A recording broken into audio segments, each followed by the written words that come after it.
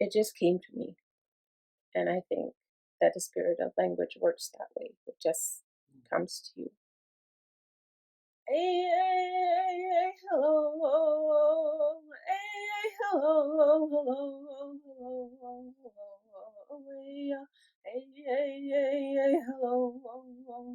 Hey, hey, hello, hello, hello, hello. Hey, hey, hey, hello. Hey, hey, hey, hello. Hey, hey, hello, hello, hello. Hey, hey, hey, hey, hey, hey, hello. Hey, hey, hello, hello, hello. Hey, hey, hey, George,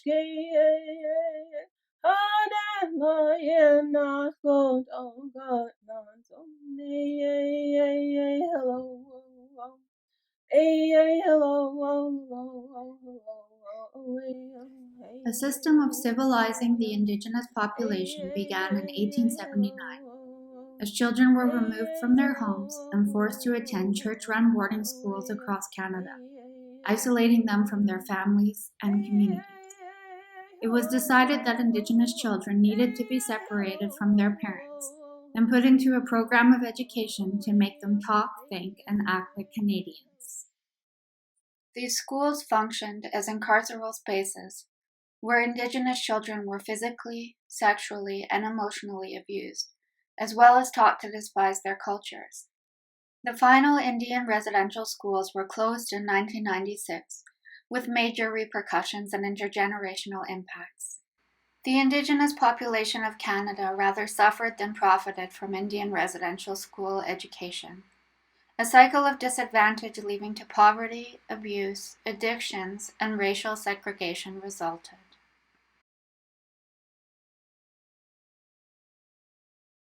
This film highlights the Kaniasik Cultural Camp at Ministikwin Lake Reserve in northern Saskatchewan. Over the course of 16 years, the camp has expanded to a Cree immersion school with a land-based learning program, where students learn through traditional teaching methods, exploring the geniuses of Indigenous knowledge systems. What happens if you put them back? If they were no good, the meat would be. This would be way more stinkier and everything like that.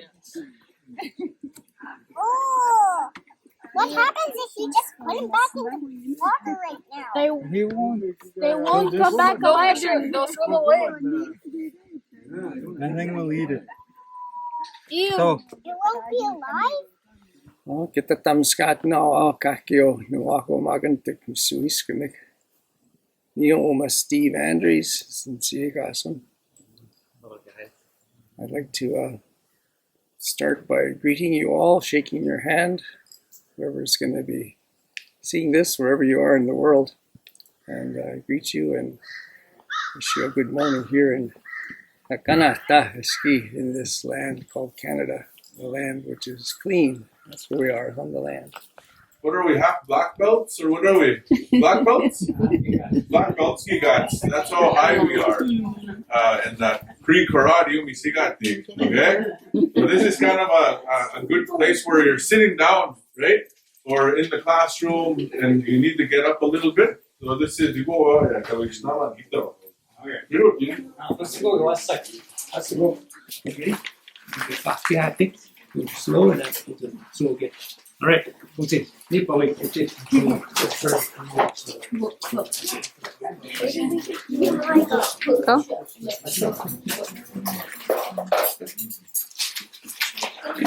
Okay, kagusi tano tagiskisya takpahina. Você? Piate. Whoa. Ch.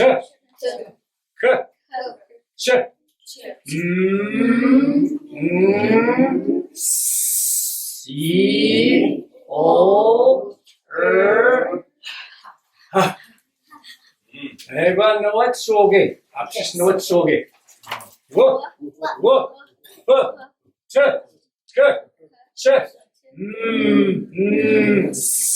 이, 오, 하. 해봐, 쏘게 해봐, 쏘게.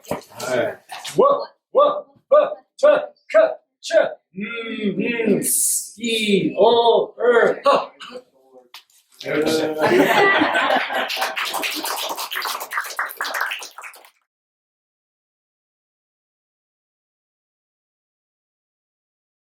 And I've been a part of the team teaching at the pre-immersion school since December, actually, of last year.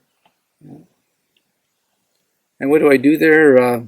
I participate in everything that's happening, whether it's be in the school or whether we take the children out onto the land wintertime, summertime. And one of my responsibilities that I've been asked to do is to reintroduce the children and as well as teachers and parents into the traditional writing system of the Nihioak, which is called Chakpahegana, and it's the spirit markers, Chakpahikiwan. And it's a writing system that isn't merely a writing system, but it's a gift that was given by the Creator to the people.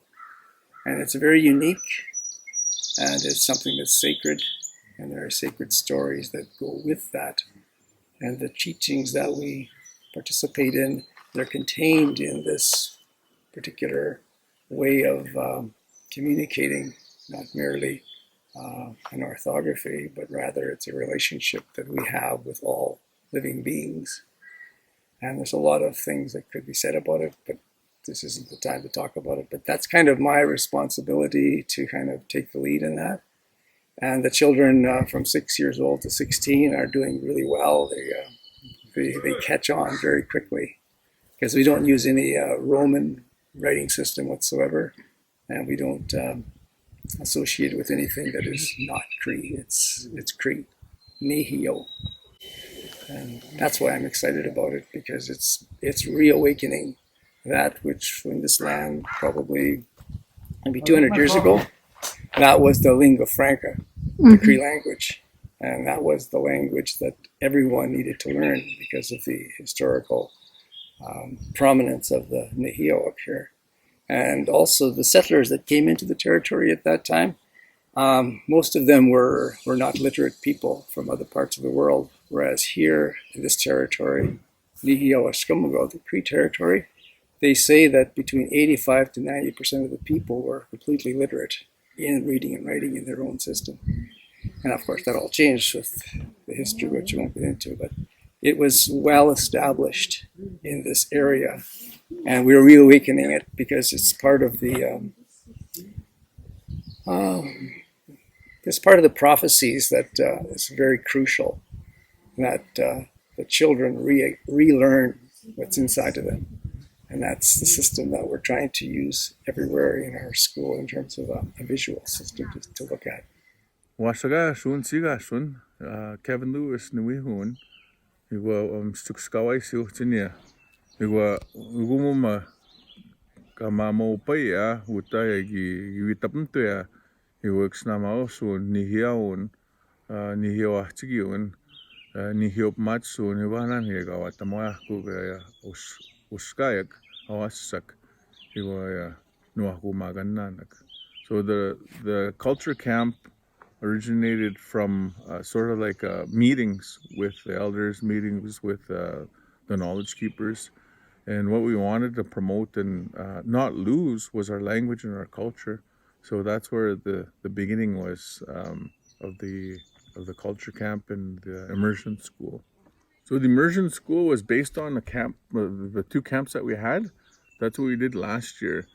And what had happened was we've developed this camp for over about 16 years now, like I said. And we're offering those services and those teachings to a lot of different schools, including the local community school. But it was starting to develop and it was starting to take off because it's fun, and it was working.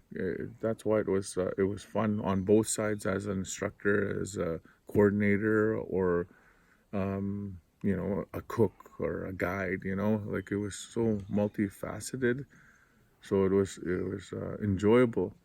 And we decided to create a school because the first camp we expected 15, and we were thinking, they're not going to show up. And like I said, 45 showed up on that first camp. And then lucky it was summertime because most teachers are not working in the summer. So we hired a couple of teachers. And then the second camp, we were expecting another 15, and then 49 students showed up. So it was an overwhelming, like these are students from here. So it was overwhelming in terms of success. It was fun. It was good to see that response from the community in numbers. So as far as funding, we have very limited to none. We're self-funded, we fundraise. And then what was happening was we have a base cost, but it's just a little above sort of like what the minimal, like paying for food, paying for tobacco, paying for cloth, giving a little honoraria to all these instructors that get together. And then there was a little surplus, so we were putting that into the bank, right? And then it was sort of growing. It wasn't very much, but enough to purchase maybe an extra canoe here, maybe to replace a paddle, maybe to do a little renovation job on an existing building, or else to purchase a pavilion, on those rainy days. So that's how it kind of developed. So it's all self-funded. It'll be 1 year in coming August when we started kind of really seriously making the decision to say either we keep on doing the culture camp and the monthly seasonal activities, or should we just do this full on with our own kids here locally. So that was the difference, right? So after we decided, okay, well, if you guys aren't going to go work in like an actual school, let's create this land-based Cree language immersion school, and let's do this. Enough talking about it and dreaming about it. Let's make it a reality. The vision is to have these young ones continue on with the cultures, the language, the visiting, the ceremonies, to reconnect with the lake, to respect the waters, the fish, to respect the trees. Conservation is a big key, not just because from the land, but language and culture, of course, right? And how it's all interrelated. And then we started wanting to take the summers back to teach in the summers as well. English, and I'll use English as an example. English doesn't take a day off. So we can't take a day off, right? So we have to, if we take the summer off, well, that's all English time now, right? If we don't do anything about it. So we have to constantly try to, so in the summertime, we're going to be using the language as well. I'm from here. I grew up. The benefit of this place is like the majority of this lake and the reserve here is around, like it's like lakeshore, right? So when in the summertime, we had to create our own summer programming. So it was like, okay, well, let's go swimming today. The day's fine. Let's walk over there or bike over to the beach and learn how to swim. And then from there, I remember one of my older cousins. We were starting to get hungry, right? And it was like, oh, geez, we have to walk back 3 kilometers, to go eat and then maybe come back and do some more swimming. And it was I remember, and it was at this point over here called Kanyasik, but it was called New Beach at the time. I don't know where New Beach came from, but it's the original name is Kanyasik, and then hence the name of the camp and the school. I remember her pulling a cattail out straight up like that, and then she said, then she started eating it, the tip of the cattail that she put off. And we're wondering, what are you doing? I'm not going to go home. I can eat right here. And there was you can see along the shore, there's a whole bunch of cattails. And that's something, we didn't have to go home that day. We started eating from the land. And then we looked a little deeper, and then here's Saskatoon's growing. It was that time already. They were ready. So we had lunch and snack right there, and then we could continue swimming and learning how to swim. And So it was that connection to this lake. In the wintertime, we would go chip. We didn't have running water here, and we didn't have like too much electricity here at the time as well. We had outhouses, so we needed to use the washroom in the wintertime. And then we didn't have indoor plumbing either. So what we would do is we'd slide down the hill on that side down to the lake, and then we'd have these containers, and then we'd have to go chip into the lake. And I remember, well, where we were, the adults chipped it already, so our duty was to go actually fetch the water and then slide down. It was fun going, but then you had to pull this water up this hill, right? And but you know, it was on a sled, and you'd work either with a sibling or a cousin or somebody, and then you'd get the water inside, and then that's what you would cook with, you'd wash with, and you would drink with that water, right? So it was all from the lake here. So I have reverence of this lake and all the beings that are in there, and then all the flyers that come in the summertime that come and you know, lay eggs in the area. Ducks come, geese come. So it's there's so much that happens. Magaya, a lot of our learning, a lot of our teachings are out on the land. We're not stuck in that 4-wall classroom. So we take our kids out here. Then we take them let's say berry picking. That's the other thing that we really try to focus on this year. Our school didn't close the end of June. When the school closed the middle of June, our school is still running up to this day, and we're not done till the end of July. So in that sense, the reason why we're doing that is because we have our elders that are mobile, they're really energetic during the summer. Let's utilize our elders. You know, the plants are ready to be harvested. Everything out there is ready to be harvested. And these are our elders. This is the time for them. They come out. And these are the teachers that we want to utilize. So we, you know, in terms of Dasgutskista, you know, our teachings go with the seasons. We have our own curriculum, and the school here doesn't have that curriculum. We were so fortunate to have T-Sakaya to give us their binder. Everything's just laid out, and everything goes according to seasons, so spots. And in there, the ceremonies are included in there. So spots, it's very detailed what we do, so spots. And then we have our elders that come here, and they do drumming. Usihio drums, and they make rattles, and they sing with the kids the songs. And then at some point, but not really into a detail, they talk about ceremonial songs. They talk about different songs for different ceremonies, different songs for different purposes. So we're all compiling it all together. So everything's compiled that what we're doing there, it's not done in this school, because we still they have to follow the Western Muniaog. Magaya, Nistanan, we're not excluding doing math or English. We still do 1 hour of math. We still do 1 hour of English. The only reason why we did that is because it's mandatory with the Saskatchewan provincial curriculum. We still have to do that. Maoris do it. We went there. The Hawaiians, they do the same thing.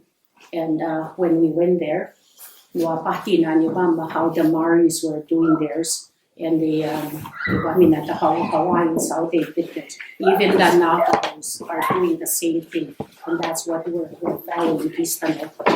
So if if you're wanting to send your kids into our school, we have a whole array of what we can, we'll go through the whole program, what we offer. Nakita mo tiyo, yeah, Usnaug. So that's just a gift to the elders. And umstama magawi tama. Kanagatuhi ka kigomi migigasay. I don't know if you understood that, but maybe he's got him in his hand now. He can explain to me what tipio kiwa. But apatita samaya utstomi migusio gaya komiaga saga maski hiami migusia. Sometimes we're spiritual people. Well, number one thing, we're spiritual people. Achako kiano usto gana goma na wasaga so gatigoya na gon nienta wihu. So that's the name. And then Kevin Lewis is just this body. And then Kevin Lewis is going to stay here. The spirit's going to live on. It's going to move on. Just over here, David Amagawi Gitlanto, school. There was this one lady that used to these hunters were going to go hunting. They went on a hunting party. This is our story, our history. And then she said, she would always go to the shore, man. And to mama she was kind of inakatito ma. No, and then she would kind of sneak right by the shore where they left to these hunters. She was crying. And then eventually she developed like a little kimut. She would go by the shore, right by that area. She would go cry by the shore. Sooner, muista sisiga, kigoya utawa kaya atawa. Grabbed her, pulled her into the lake. Okay, this being that we have, this sacred being that we have. They had a little kiwidushimyo. They have a child. Okay, so this is our local story. And then so this Sundance song, it's sung here. Asko, it's sung here. But we're starting to lose even that one. The significance of this is, what that being did was let her go. But they had this baby, but this baby couldn't follow her because that baby was half half a baby. I think it was a boy, if I can remember, right? So it was a little mermaid that was made or a merman, whatever it was. So here's the trick: was the idea she could go home because she was human, I guess. But then the being was half, and then of course the water being, and then she was kind of locked in that relationship because it'd be no house. Every night, every evening, she would grab her baby and she would breastfeed that baby, and then of course let it go into the water. And then go back to her community, and then that, she said. But that's a story from here. It's a beautiful story. But it's to respect this water, this water. So this circle is about wanting to, a lot of our elders would say our language is spirit and our words are medicine. And so that's kind of what the questions we're asking today is, what do we mean by our language is spirit and our words are medicine? So the same thing is happening here. Industry is coming in, but that's where we pick our berries from, our roots, our animals, our moose, our ducks, our geese, all these different things that were given to us here by Creator to sort of survive on, And here's something that you can look at too when that horse dance does come around. This horse dance, we're going to be giving thanks to this animal that we've developed a relationship with, right? And in there, I want you to look at sort of what we're going to be feeding the people. Is it going to be from Walmart, or is it going to be from Sobeys, or is it going to be from the land? Is it going to be fish there that we're going to be eating that's good for us? So there's always this connection, we say, we know it's good for us, but it's just that little extra hard work to go get that fish, to go actually harvesting anything. It's a little bit of work, right? It's a little bit of pain. It's a little bit of travel. It's a little bit of walking, paddling, whatever. But I think that connection, it's beautiful. That's the richness of it. it's hard. I mantap. It's a little extra hard, but it's like worth sort of like making a stand.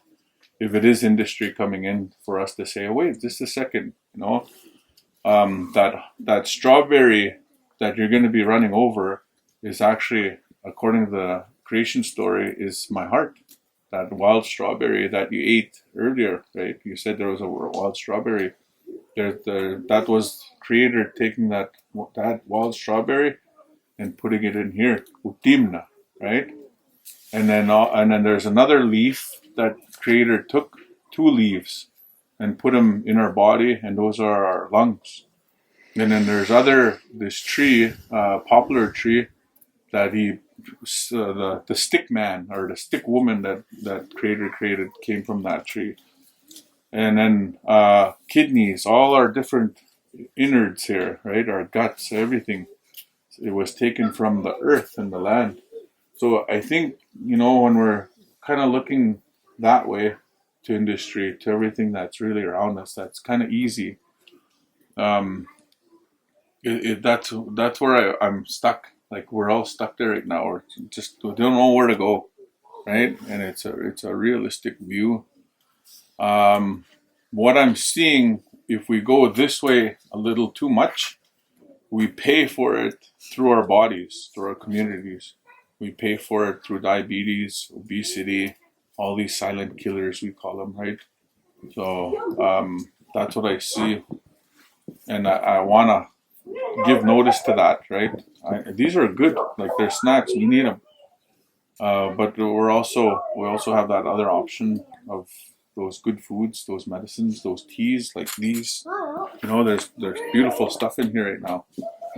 And this tobacco, how that was laid in so many different places today, right? That sacred medicine knowledge that you taught.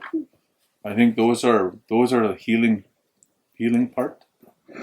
And the medicine is sort of like how to connect us to those. That language tells us, oh, that's a heartberry. Oh, why is it called a heartberry? Oh, because it's in here. Kisimanto, iushihat kahkio gigoy, iushihat kahkio gigoy so squats. Iwakut higoya. Nagapukut skitama awinania. So what I said there was the Creator created everything. Everything we can see and can't see. And it was so unique that the Creator makes us related to each other. Not merely the two-leggeds, but all of creation. We are related. And the actual earth we live on is our mother. So for each nation to have its uniqueness, to be what the Creator intended for his children, it's important to be what we're created to be. So language, culture, those are words that we're getting to who we are meant to be when we come to this earth. So if somebody wants to be living their full intention desired by the Creator, it is essential to be that. And to be that means that you are in a place that you were put on, a place that has everything there for you given, and all the sacred stories that tell you where you come from. And a crucial part of that is the language. The language carries everything that the Creator had blessed the people with, from the ceremonies to the way of living to the sacred stories. The language carries all that. An expression of that is how people live.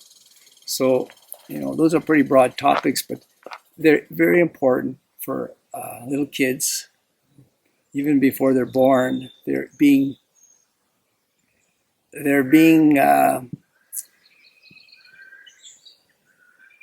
how do I put this? They're choosing to come here for a purpose. And there are choices that are made by that little one, even though we think they can't talk and all that. They're making choices before they arrive here in this earth. So if they come here with that intention, they want to be who the Creator created them to be. So often in world things, world life, other peoples want to interrupt that which the Creator had in mind. And that's the history throughout the world of indigenous peoples, is there's other people, other nations who interrupt what people were created to be. So if a child chooses to come here and be a part of a nation, and another nation comes and says, we now own your land, we take your land, we take away your language, your culture, they have disrupted what has been made by the Creator. So to heal, to return that nation, little kids, we have to help them become who they are.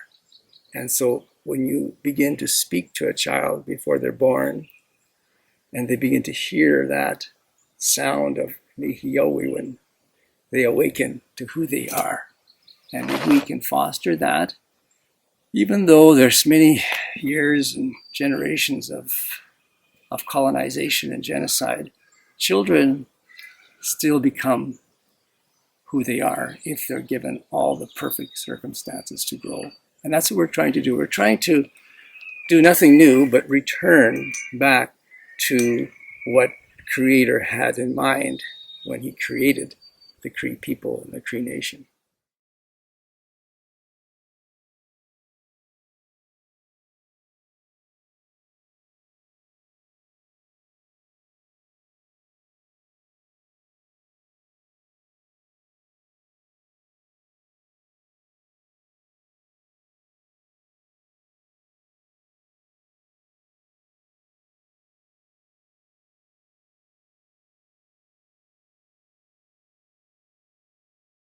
But there is a lot of gas and oil drilling. So therefore, with that, we've lost a lot of our hunting and trapping, collecting plants and berries.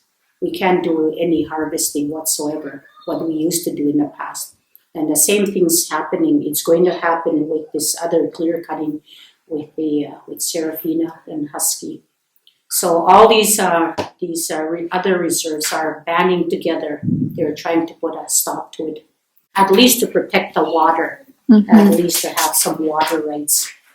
Because, all these lakes, the rivers, they all join together. They ruin this water, and then this is our water. This is the only, lake that's safe enough to drink. The environment is going to be damaged. It's going to be wrecked.